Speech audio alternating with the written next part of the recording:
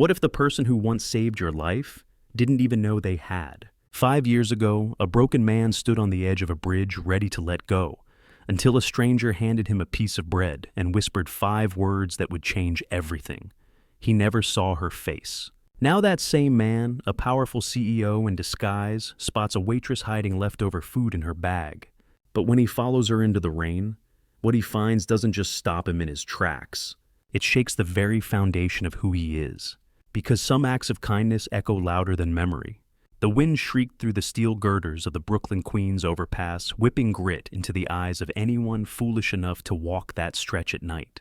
The city lights below flickered through the fog like dying embers, and the air carried that peculiar kind of damp that stuck to your bones. Somewhere between the chaos of honking horns and the silent ache of loneliness, a man stood at the edge of the bridge, motionless breath fogging in the freezing air, eyes vacant. His name was Jack Delaney, 32, CEO on paper, orphaned by tragedy. Just 6 weeks earlier, a drunk driver had taken the lives of his parents, leaving him the sudden inheritor of Delaney's Hearth, a mid-range restaurant chain known more for its cozy booths than its business strategies. Jack hadn't just lost family, he had lost his anchor, his sense of self. And now, staring down into the dark water below, he had convinced himself there was nothing left worth holding on to. But just as his foot began to shift forward, a voice broke the silence. "Hey, wait." Jack turned startled, blinking through the fog. A girl, barely more than 19, stood there out of breath, her red knit scarf trailing behind her like a banner. She didn't say anything else at first. She just stepped forward, gently unwrapping a small paper bag clutched in her hand. From it, she pulled out a piece of warm sourdough, torn and imperfect. She held it out. It's still warm. Jack stared, confused. What? She didn't press. Instead, she placed the bread in his hand and whispered, "Tomorrow is still a gift. Please, don't give it back." And with that, she turned and walked away. Jack looked down at the bread. He could still feel its warmth through the paper. It wasn't the bread that broke him. It was the kindness. So simple, so undeserved, and so perfectly timed. In that moment, he stepped back from the edge, not toward safety, but toward the first breath of something like hope. He never saw her face again. She vanished as quietly as she had arrived. But those 5 words stayed with him. For 5 years. In the time that followed, Jack rebuilt. Slowly, painfully. He didn't just grow Delaney's Hearth into a successful brand. He reshaped it. Less corporate, more human. But no matter how high the profits climbed or how many new locations opened, one thing nagged at him. He never knew who she was. He never found her. No name, no connection. Just a memory of a girl in a red scarf offering bread to a stranger she didn't know she was saving. That's why one bitter January morning, Jack decided he needed to see his empire from the ground level. No more boardroom briefings. No more HR reports or filtered emails. He needed to feel the floor under his feet, hear the kitchen buzz in real time, and meet the people who carried the heart of his business on tired shoulders. So he shaved his beard, changed his name to Danny, and walked into his Brooklyn flagship restaurant with a forged resume and an apron. He wasn't sure what he was looking for, but something inside him whispered, "She's out there. Maybe not the girl, but someone else. Someone like her." And so, the real story began, not on the edge of a bridge, but in the dim clatter of dishes, the steam of boiling pots, and the echo of footsteps across a greasy tile floor. Jack, now going by Danny, felt invisible, which was the point. He spent his first few nights on the closing crew at Delaney's Hearth, mopping floors, hauling trash bags, and wiping down sticky countertops under flickering fluorescent lights. No one questioned who he was. No one looked twice at the new guy. And for Jack, that anonymity was a strange kind of comfort. After years of being the man behind the glass conference doors, he could finally listen without being seen. It was on his 4th night that he noticed her. She was small, slight-framed chestnut hair pulled into a messy bun, moving like she'd memorized every inch of the restaurant. Efficient, quiet, always the first to clock in, always the last to leave. Her name tag read Haley. Jack had seen hundreds of employees come and go, but there was something about her rhythm, her stillness amid the chaos, that unsettled him. She worked with a sort of haunted grace, like someone carrying too much on too little sleep. That night, well past midnight, the kitchen was winding down. The last plates had been scraped. The grill hissed one final breath. Most of the staff had already punched out and disappeared into the icy dark. But Haley lingered. Jack noticed her near the back prep station, her movements oddly quick eyes scanning the corners like she didn't want to be seen. She was wrapping food, leftovers, from cleared plates. Not the untouched stuff from trays headed for the dumpster, but food no one would miss. A chunk of cornbread, a few roasted potatoes, half a grilled cheese. She wrapped it all with care, folding it into napkins like she was packing lunch for someone she loved. Then from beneath the counter, she retrieved an old canvas bag, faded green one strap frayed, and gently tucked the food inside. Jack watched from behind a stack of bus bins. He didn't move, didn't speak. He should have said something. He was the manager on duty technically, but instead he listened. Because that's when she whispered, soft, almost to herself, "If I'm quick, it'll still be warm when I get there." And just like that, Jack's breath caught in his throat. He didn't know why that hit him so hard. Maybe it was the urgency in her voice, or the way her hands trembled, not out of fear, but out of exhaustion. Maybe it was because for a split second her eyes mirrored the same loneliness he once saw in his own reflection on the Brooklyn Bridge. She wasn't stealing. She was rushing. For someone. For something that couldn't wait. Jack stood frozen as she slipped out the side door bag, clutched tightly under her coat. He didn't chase her.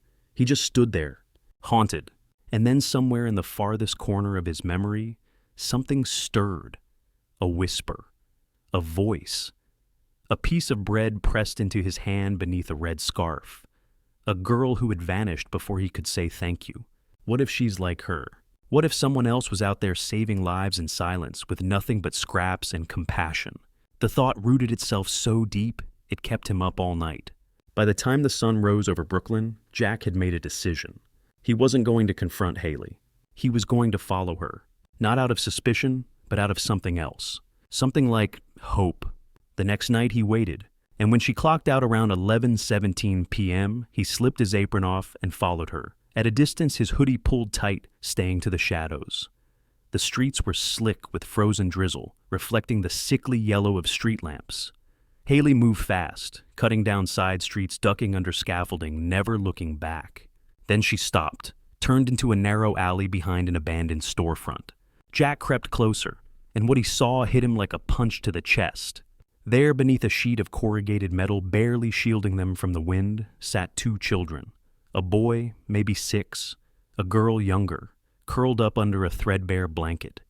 Haley knelt beside them, gently unwrapping the food from her tote. She didn't eat. She didn't speak much. She just tore the bread in half, blew on the soup, and murmured, "Small bites, okay? We've got to make it last." Jack stood frozen behind a dumpster, every instinct in his body screaming with guilt. He had wondered if she was stealing, but she was giving. From the little she had, she was still giving, just like the girl on the bridge. He stayed until the kids fell asleep and Haley kissed their foreheads before slipping back into the night. Jack didn't sleep that night.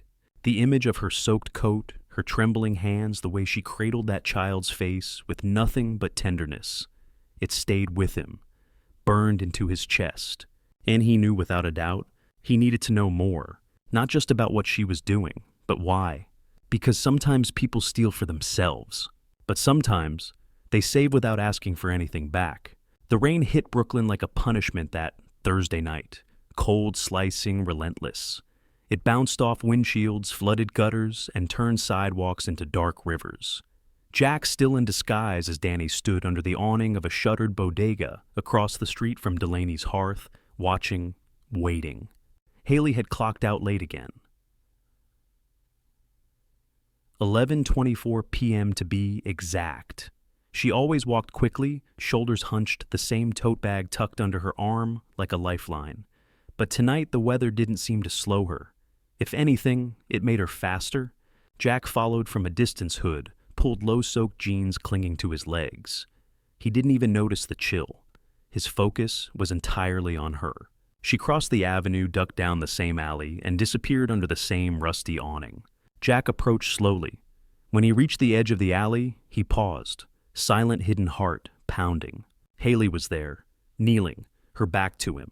The two kids, he recognized them now, curled together beneath the same blanket, which was now even more threadbare, the seams unraveling like old promises. The girl coughed softly. The boy shivered. Haley pulled out a small Tupperware of soup, still warm apparently because steam rose faintly in the cold air. She blew on it and offered it carefully to the boy. "Slow sips, all right. It's still hot," she whispered. Then she broke the remaining cornbread in half and handed one piece to each child. "Chew slow. We'll get more soon." Jack couldn't move. His hands were shaking, but not from the rain. This wasn't charity. It wasn't temporary. It was routine. She had done this before. Many times, she had built a ritual around these two children, nurturing them from the shadows night after night, with what little she could rescue from behind the kitchen doors, of a place where no one noticed her leave, late or return exhausted. Jack's eyes dropped to her coat. It was soaked, fraying at the cuffs. Her sneakers squelched in the puddles. Her hair clung to her cheeks in wet strings. And still she smiled at the children, like they were the most precious thing in the world. She never ate a single bite. Jack swallowed hard, stepping back quietly, not out of fear, but out of shame. He had wondered if she was stealing, but she was giving, and he had sat through board meetings about reducing waste, about cutting costs on staff meals. He had signed off on policies that pushed people like her further into the margins. Now he knew the truth. Haley wasn't an employee who stayed late. She was a guardian, and Jack was a fool. The next morning before the restaurant opened, Jack showed up early, still in disguise, still playing Danny. In the prep kitchen, the sous chef was sorting out fresh baguettes and tossing unserved appetizers into the compost bin. "Hey," Jack said, casually wiping down a counter. "Mind setting those aside tonight?" The chef looked up. "Why?" Jack paused. "I think there's a community group nearby. They could use it." The chef shrugged. "That a new policy?" Jack offered a half smile. "Unofficial, for now." And so it began. From that night forward, Haley began finding small containers in the break room fridge, labeled staff extras. Sometimes they held soups or casseroles or sandwiches that hadn't been plated in time for service. Sometimes warm, sometimes not, but always carefully packed. She never asked who left them, but every time, before tucking them into her tote, she whispered almost like a prayer, "Thank you." Jack never answered out loud. He just watched. He started staying behind longer after his shifts. Not because he had to, but because he wanted to be close. He wiped counters just a few feet from where she prepped silverware. He refilled the salt bins when she restocked the dessert trays. They didn't speak much, but there was something between them now, something neither had named. One night, Haley sat down on an overturned milk crate, rubbing her ankle. Her sock was visible through a tear in her sneaker. Jack walked over and handed her a towel. "Tough night?" he asked. She let out a tired laugh. "Only about as tough as a Thursday with wet socks and no tips." He chuckled. "You ever think about quitting?" She shrugged. "Only every other shift." He tilted his head. "So why don't you?" Haley glanced toward the alley, though Jack knew she couldn't see it from here. "Because they need me," she said quietly. "The kids." There was a pause. Then she added almost under her breath, "Someone once saved me, with nothing but bread." Jack's heart nearly stopped. Bread? Again. He looked at her. Really looked at her. He still didn't know the whole story. But something told him. He was closer than he thought. The dining room was almost empty. The last of the customers had drifted out into the foggy night, leaving only the clatter of silverware being stacked and the hum of the dishwashers winding down. Jack, still playing the role of Danny, was elbow-deep in soapy water at the sink when Haley's voice drifted across the room. She was singing softly, barely above a whisper, a tune he couldn't quite place, but it was sweet and steady, and it stopped him in his tracks. He tilted his head. She did that sometimes, sang to herself when she thought no one was listening. He smiled. Then, as if fate had pressed play on a memory, she murmured something. It wasn't part of the song. It wasn't even directed at anyone. But it was everything. "Tomorrow is still a gift," she said as she bent to wipe down a chair. Jack's entire body stiffened. The dish slipped from his hand into the sink with a splash. Haley didn't notice, but he did. Every syllable. "Tomorrow is still a gift." Those were the words. The words. His mind reeled. It wasn't a phrase you heard often. It wasn't cliché. It was exact, intimate, personal. It was hers. The girl on the bridge, 5 years ago. That snowy night, the scarf, the bread, her. He stared at her now across the dining room, her face lit only by the dull overhead lights. The same softness in her voice, the same quiet urgency. It couldn't be coincidence. She hadn't just reminded him of the girl on the bridge. She was the girl on the bridge. Jack's breath caught. He wanted to walk over to her, fall to his knees, confess everything. But how do you tell someone they once saved your life without sounding like a ghost from their forgotten chapter? So instead, he did nothing, just watched her and listened. Over the next few days, Jack began to see her differently. Not as a waitress, not as a mystery, but as someone who had once held him together with nothing but kindness. He noticed how she gave customers extra napkins without being asked, how she took the orders with the most modifications and never complained, how she laughed with the busboys when they were tired, how she always stayed a little longer to double-check the coffee filters for the morning crew. Every gesture was soft, but deliberate, the kind of softness you earn after surviving something hard. One afternoon, Jack asked her casually, "Where'd you learn to cook like that?" She smiled faintly. "From my mom." Before she passed. "I'm sorry," Jack said, meaning it. "It's all right," she replied. "She taught me how to stretch one meal into 3. She used to say, 'There's always someone hungrier than you. Make enough for them too.'" Jack chuckled. "Sounds like a good woman." Haley looked down, her fingers curling around a coffee mug. She was the best. That evening, as they took a break near the back exit, the rain pattering gently outside, Jack sat beside her on a crate, elbows on knees, heart pounding. He thought about telling her then, about the bridge, about the bread. But he didn't, because it wasn't the right time, and he didn't want to turn her kindness into a transaction. Not yet. A few nights later, the restaurant was slow. Rain again, always the rain. Haley moved through the kitchen, humming that same tune, and Jack, quietly matching her rhythm, began to hum it too. She paused, looked up. "You know that song?" she asked, a little surprised. He shrugged, pretending, "Maybe. My mom used to hum it, I think." Haley raised an eyebrow. "Your mom had good taste." Jack smiled. "She did." She smiled back. And then teasingly she added, "So, Danny, what did you do before bussing tables? You're way too clean to be new at this." Jack smirked. "Would you believe me if I said I used to be lost?" She tilted her head. "Like, spiritually." He laughed. "Maybe, definitely geographically, and probably emotionally." Haley chuckled. "So, all of the above." Jack nodded, suddenly serious. "Yeah, all of the above." The laughter faded into silence. But it wasn't awkward.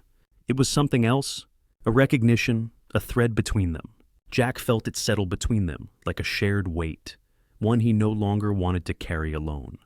But still he held back, because there are some truths that require the right moment. And this moment, this was for listening, not confessing.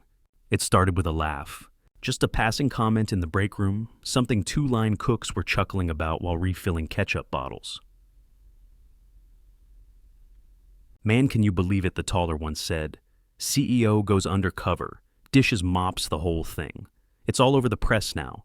Delaney's hearth, viral marketing genius." The other one smirked. "Danny the dishwasher." "That's him, Jack Delaney?" "You're kidding." "Nope," the first guy said. "Check the video. Same eyes, just no beard. Dude was washing lettuce like his life depended on it." They laughed and walked out. Haley dropped the sugar packet she was holding. It hit the floor and exploded. She didn't move. Her breath caught in her chest. A strange kind of ringing filled her ears. Jack Delaney. The name settled like dust over everything she thought she knew. She had told Danny about her past, her pain, her kids, her fears, her scars, all while he sat there, smiling, nodding, listening, lying. She turned and walked quickly through the kitchen, heart racing. Her palms were clammy, her thoughts spiraling. The things she'd said, the moments they'd shared, the silence that had once felt safe now echoed like betrayal. When she found him, he was by the prep sink, sleeves rolled, rinsing out a tray. He looked up and smiled like he always did. But this time she didn't smile back. Her voice was barely a whisper, but every syllable was sharp. "You're Jack Delaney." He froze. Didn't deny it, didn't dodge it, just nodded slowly. I am.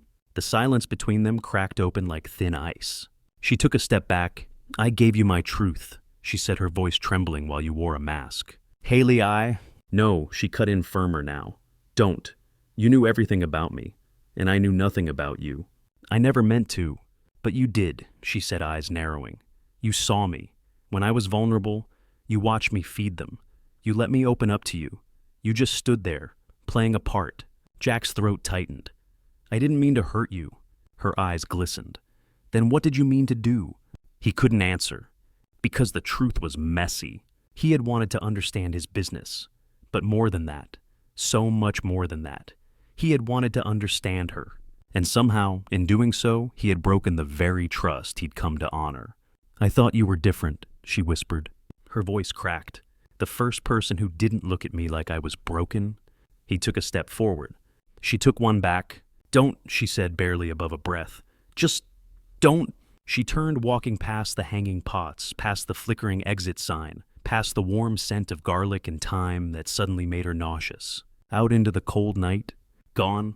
Jack didn't follow, because for the first time since he'd met her, he didn't know what to say. He stood there for a long time. The kitchen now felt too bright, too loud, too hollow. The staff moved around him, unaware of the small, quiet rupture that had just split something sacred in two. His heart felt heavier than it had in years. And this time, it wasn't about grief. It was about regret. He hadn't meant to deceive her. He had just wanted to be near her. But now he had become the very thing she'd spent her life trying to survive. Another person who took her trust and gave nothing in return. The next few days passed like molasses. She didn't show up for work. No one knew where she was. Jack tried not to panic, but it gnawed at him. What if she didn't come back? What if she never forgave him? What if she disappeared the same way she once had appeared? Quietly, suddenly, completely. One night, he sat in the back office alone, a light drizzle tapping at the window. His phone buzzed. A message from one of the hostesses. Hey, I think I saw Haley earlier. She was running through the rain, looked panicked. Jack stood. His heart dropped. Something was wrong. He grabbed his coat and ran. By the time Jack reached the corner of Brighton and Ashford, the rain had thickened into sheets, blurring the streetlights into halos. His shoes slapped against the pavement, drenched each step, driven by instinct more than direction. He didn't know exactly where she was, but he knew where she would go. The alley, behind the boarded-up pharmacy, where the children waited. He turned the corner and stopped cold. Blue and red lights flashed softly across the wet bricks. An ambulance, its back doors wide open. 2 EMTs hovered over a small figure on a stretcher, tiny, unmoving. It was the boy, 6 years old, pale, lips tinged with blue. An oxygen mask too large for his delicate face covered his nose and mouth. And beside him, drenched shaking hair clinging to her cheeks, was Haley. Her hands were wrapped tightly around his. Her soaked coat hung off her shoulders. Her eyes, red, swollen, hollow, were locked onto the child like he was her entire world. Jack took a step forward but stopped when a man in a lab coat emerged from the building. A doctor. He spoke gently to Haley, but Jack could hear the words like thunder. I'm sorry, ma'am. Without proof of guardianship, we can't proceed with further treatment. Consent has to come from a legal adult with authority. Haley's voice cracked as she said, I am his adult. He has no one else. No parents, no file, just me. The doctor softened, but his words didn't. I understand. But our hands are tied. Haley turned back to the boy, her forehead resting against his hand, whispering something Jack couldn't hear. It was a prayer, a promise, a plea. Jack stepped out of the shadows, eyes wide, chest burning. I'll sign. Everyone turned. The doctor startled. Haley stunned. Jack walked forward, rain dripping down his forehead, hair-soaked shirt clinging to his frame. But there was no power in his presence. No CEO, no empire, just a man desperate to help. I'll take responsibility, he said. Get whoever you need. I'll sign. I'll cover everything. Just help him, please. Haley stood, her voice trembling. Jack, how did you... I asked around, he said, his voice hoarse. You didn't show for your shift. Someone saw you running. I followed the storm. The doctor nodded, then stepped back inside. Within minutes, a private physician arrived. Paperwork was drawn up. Jack signed it without blinking. The boy was given an IV, his oxygen-adjusted vitals monitored, and then, finally, silence. The beeping of monitors slowed. The child breathed, shallow but steady. Haley collapsed into the plastic chair beside the bed, every part of her slumped in exhaustion. Her clothes still dripped, forming a small puddle at her feet. Jack didn't speak. He simply lowered himself into the chair next to her, not touching her, not crowding her, just present. Time passed. Nurses came and went. Machines hummed softly, but neither of them left the room. At some point, Haley's hand slipped from her lap, grazing the armrest between them. Without thinking, Jack reached out and took it, not as a savior, not as a hero, just as someone who understood. She didn't pull away. She didn't speak. But in that simple silent contact, something shifted. Something let go. And in that moment, with the storm still tapping against the hospital window, Haley exhaled for the first time in what felt like days. Jack turned toward her eyes, soft. "I never meant to deceive you," he said, voice cracking. "But I was afraid that if you knew who I really was, you'd look at me like everyone else does." She didn't answer, so he added, "You once gave me bread." Haley turned, brows furrowed. "I want to give you every sunrise I have left." Her eyes filled, but not with disbelief, with understanding, because maybe this wasn't about status, or power, or betrayal. Maybe it was about showing up, again, and again, and again. They sat there until dawn. When the child's color returned and his fingers curled gently around Haley's, when the fear slowly began to fade, and in that quiet room filled with fluorescent light and second chances, Jack didn't feel like a CEO. He felt like the boy on the bridge, who had been saved once. By her, weeks passed. The boy, his name was Leo, recovered slowly, one careful step at a time. Haley was there every day, brushing his hair with her fingers, reading to him from tattered library books, humming lullabies no one else remembered. Jack came too, quietly without fanfare. Not as Jack Delaney, the restaurant mogul, just Jack. He didn't try to fix everything. He simply stood in it with her, and that made all the difference. One morning, Haley returned to her small apartment to find something slip beneath her door. An envelope, cream-colored thick, with her name written in elegant script. She opened it slowly, not knowing what to expect. Inside was a letter, and when she read the first line, her knees gave out. It was a full-ride scholarship, Bachelor of Social Work, all tuition, housing, books, and living expenses covered. Recommended personally by Jack Delaney. She sat on the floor of the hallway letter, clutched to her chest like a lifeline. Later that evening, she showed up at Jack's office. Not the restaurant, but the towering glass building with his name on the directory in Midtown. She held the letter in her trembling hands, stepping into the reception area like someone walking into a world she wasn't sure she was allowed to belong to. Jack came out to meet her before the assistant could even call his name. When their eyes met, she didn't say anything at first, just held the letter up and asked softly, "What is this?" Jack approached slowly. "I started it for you," he said. She blinked. "A scholarship." He shook his head. "A door. I watched what you did with scraps, Haley. Leftovers, kindness no one else noticed. I couldn't stop thinking. If this is what you do with nothing, what could you do with support?" She stared at him. "I didn't ask for this," she said, voice small. Jack nodded. "I know. That's why you deserve it."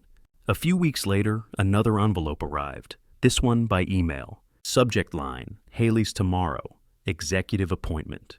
Attached was a letter from the Delaney Foundation. They were launching a new initiative, a citywide program for at-risk youth single caregivers and underfunded shelters. The position of co-director, offered to Haley. The program's name, Haley's Tomorrow. She sat in stunned silence in the corner of the community library, reading the email again and again as if it might disappear. When she confronted Jack, this time not with anger, but with trembling curiosity, he was in the middle of a meeting. She waited outside, letter printed and folded in her jacket pocket. When he saw her, he dismissed the room. She stepped in slowly, then held the page up again. "Jack, what is this?" He smiled, but not in the way she expected. Not smug, not showy, just sincere. "I meant what I said," he replied. "You've always had the heart. Now you'll have the tools." Haley's eyes filled. "You've always lived up high," she whispered. Jack met her gaze. "And I'm still learning how to trust the ground." She didn't laugh, didn't cry. She just nodded. Because it was true. The space between them wasn't gone, not yet. They were still different in so many ways. But the difference didn't feel like a wall anymore. It felt like a bridge, something they could walk across one careful step at a time. Before she left, Jack took a step back, giving her room. "This isn't pressure," he said. "If you want the job, it's yours. If you don't, the program still carries your name, because you made it matter. Whether you're at a podium or a park bench, you've already changed more lives than I ever could." Haley stood there, letter still pressed to her chest. For the first time in a long time, the ground beneath her didn't feel like it would collapse. And maybe, just maybe, she was allowed to dream again. 1 year later, the ballroom of the Delaney Foundation shimmered. Not with chandeliers or glittering jewels, but with something quieter, warmer, hope. Haley had insisted on keeping it simple. No velvet ropes, no red carpet, just long wooden tables, flickering candles, and framed photos lining the walls. Children laughing, volunteers hugging single moms, smiling through tears of joy. The first annual gala for Haley's Tomorrow had drawn a full house. Donors, city officials, teachers, caseworkers, and hundreds of faces who had been touched by the program's reach. But the only thing Haley could focus on was the speech in her trembling hands. Backstage, she stood still, trying to steady her breath. Jack waited a few feet away, dressed in a simple charcoal suit, hands in his pockets, giving her space. No pressure, just presence. "You've already done the hard part," he said gently. "Just tell them what's true." She nodded, throat tight. Her name was announced. Applause rose, but it wasn't loud. It was reverent. As she stepped into the light, something in the room shifted. Hundreds of people watched as she took the podium. This woman, who once wrapped cold bread in napkins and whispered comfort under alleyway rain. Now she stood tall, strong, glowing beneath the soft amber stage lights. Haley looked out at the crowd, then down at her speech, and slowly, she let it fall to the side. She didn't need it. "I used to bring bread," she began, voice quiet, steady, wrapped in napkins, carried in a torn bag, because that's all I had. A few slices, a little warmth, and a promise that I'd show up again the next night. She paused. "And honestly, I thought that was all I had to give." She looked out again, at the tables, at the kids now, clean, healthy, sitting beside their caregivers, at the social workers now funded, at the shelters now expanded, at the little lives that had changed not because of donations, but because someone showed up with bread and stayed long enough to matter. "Today," she said, her voice strengthening, "I bring hope." The audience rose to their feet in silence. No cheers, no whoops, just the soft rustle of hundreds standing together for something sacred. Haley stepped back from the mic. That's when she saw him. Jack was walking toward her from the front of the stage, not alone. In each hand he held the tiny fingers of 2 children, Leo and Maya, now dressed in small suits and dresses, wide-eyed and beaming. Haley's hand flew to her mouth. She dropped to her knees as they reached her, pulling them into her arms. She kissed their foreheads, tears falling freely, her dress wrinkling beneath them as she held on like she'd never let go. Then Jack knelt beside her. Slowly, deliberately, he reached into his coat pocket and pulled out a small black box. He didn't open it like a proposal. He opened it like a memory. Inside, nestled in velvet, was a silver necklace, delicate and understated, with a simple inscription. "Tomorrow is still a gift." Jack's voice was low but steady. "You saved me once," he said, eyes shimmering. "And I've spent every day since trying to live in a way that would make that moment worth it." He took a breath, eyes locked on hers. "Let me spend the rest of my life deserving it." Haley's lips trembled. She didn't answer with words. She reached into the inner pocket of her blazer and pulled out something wrapped in yellowing tissue paper. Slowly, she unfolded it. It was a piece of old bread, hardened, preserved. The same bread she had given to a stranger on a bridge 5 years ago. "I kept it," she whispered, "in case I ever saw you again." The crowd didn't erupt. They didn't have to. They just stood, some with hands over hearts, some wiping away tears, as Jack reached forward and gently touched his forehead to hers. Haley pressed the pendant to her chest and nodded. It wasn't a grand declaration. It was something deeper. A yes, lived not spoken. To love, to hope, to all the tomorrows they once thought they'd never see. Some stories don't end with fireworks. They don't fade out on diamond rings or sweeping orchestras. Some stories end with presence, with two people choosing to show up when it matters most, again and again, even when everything else feels broken. Jack and Haley's story wasn't born out of perfection. It was built from scraps of time, of bread of hope, a moment on a bridge, a whisper in the dark, a child fed beneath a storm-dripped awning, and a truth discovered too late, but not too late to heal. In a world obsessed with grand gestures, their love was made in the quiet places, in a shared silence at the end of a shift, in a plastic hospital chair at 3 a.m., in a foundation built not to save, but to empower. And it all began with 5 words. Tomorrow is still a gift. For Haley, they were a lifeline. For Jack, they were a second chance. For the world watching them, they became a reminder that sometimes the smallest acts of kindness echo the loudest, and that love, when it finally arrives, not with roses or promises, but with understanding, is the kind that stays. So, if you're carrying something heavy today, if you've forgotten the worth of your own breath, if the night feels too long, remember someone once handed a piece of bread to a stranger and changed 100 lives. Maybe the one you save will be your own.